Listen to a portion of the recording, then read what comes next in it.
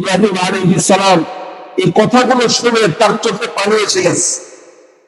আবেগময় সন্তানের ছোট্ট বাচ্চার মিটি মিটি কথা যখন পয়গম্বরের দিলের মধ্যে লেগে গেছে, চোখটা অশ্রু নয়নে ভরে গেছে।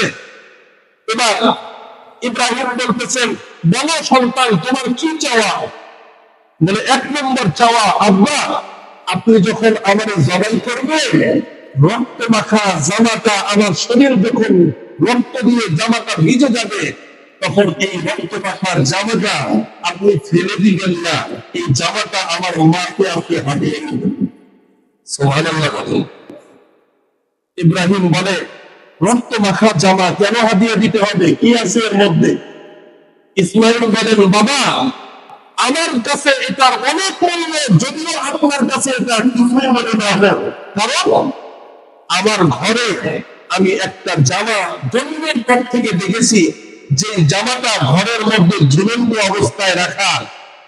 ইব্রাহিম প্রশ্ন করলেন, ওই জামাটা কার? ইসমাইল বলেন, আব্বা ওই জামাটা অন্য কারো না, আপনার জামা। বলে, কি করতে এটা?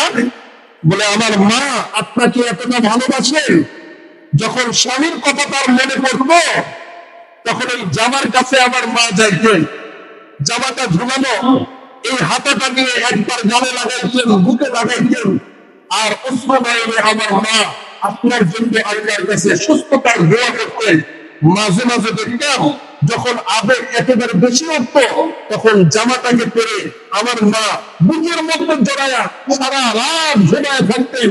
আপনার বিবাহ দেব না, মা সত্য করতে পারতেন না, জামার মাধ্যমে বিয়ের কথা মা প্রকাশ করার চেষ্টা করতেন। ও বাবা, আমি তো আমার মার প্রিয় একমাত্র সন্তান, যখন আমি চলে যাব তখন আমার মা আমার বিয়োগ বেদনা কিভাবে সহ্য করবে? রক্ত মাখা জামাটা যদি আমার মাকে দেন, তাহলে আমার মা এই জামাটা নিয়ে তার বাকি জীবনটা কাটায় দিতে পারবে। সুবহানাল্লাহ বলে।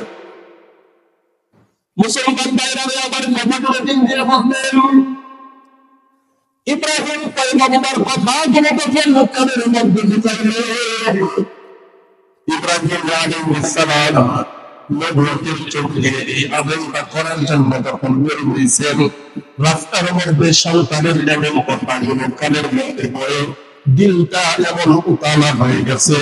একবার বলে বলেন সন্তানকে জবাই করবো না, আবার বলেন না না আমার আল্লাহর সন্তুষ্টির জন্য এই কাজটাও আমি ইব্রাহিমকে করতে হবে। যেরকম সুবহানাল্লাহ। সন্তান দাঁড়িয়ে বলতেছেন, বাবা আমার জবাই করার সময় আপনি আল্লাহর পক্ষ থেকে সন্তানকে জবাই করার যে আদেশ পাইছেন, বাবা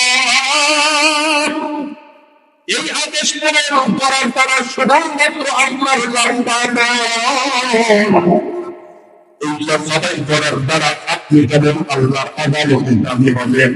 ঠিক তেমনি আমি সন্তান আল্লাহর আদালতে সবর করার মাধ্যমে আমি সন্তান কিন্তু আল্লাহ পাবো, এর বদলা স্বরূপ জাযা দান করবেন। এই জন্য কয়েকটা কথা ও বাবা আমি আপনার কাছে বলতে চাই। কি কথা বলো? বলে, এক নম্বর কথা, আমি সন্তানকে যখন আপনি জবাই করবেন, এই সন্তানের চেহারার দিকে তাকায়া আপনি পিতার যদি জবাই করতে চান,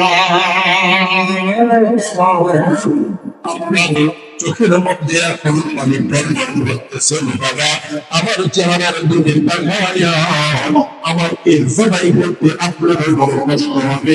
এই জন্য বাবা মেহেরবানি করে আমার চোখ দুটো পিঠের দিকে আমাকে এই করে আপনি এমনভাবে জবাই করেন যাতে করে আমাকে জবাইয়ের সময় আপনার না দেখতে হয়।